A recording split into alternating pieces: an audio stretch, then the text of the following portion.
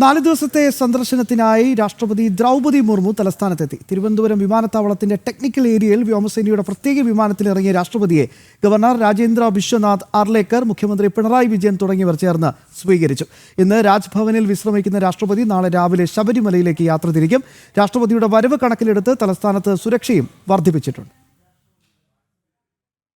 4 ദിവസത്തെ ഔദ്യോഗിക സന്ദർശനത്തിനായാണ് രാഷ്ട്രപതി ദ്രൗപദി മുർമു ഇന്നിപ്പോൾ കേരളത്തിലെത്തിയിട്ടുള്ളത്.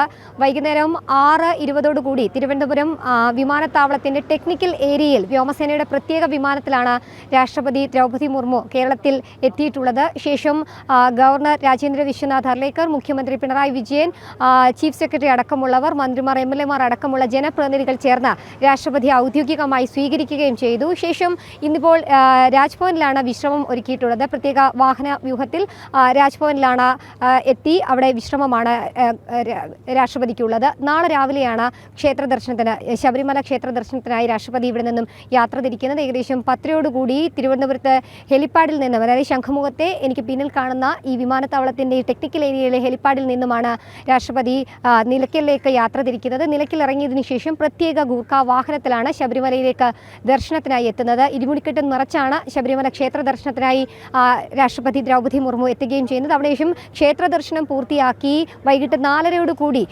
തിരുവനന്തപുരത്തേക്ക് തിരികെ ഹെലികോപ്റ്റർ മാർഗം തിരുവനന്തപുരത്തെത്തി രാജ്ഭവനിൽ തന്നെ വിശ്രമിക്കുകയും ചെയ്യും.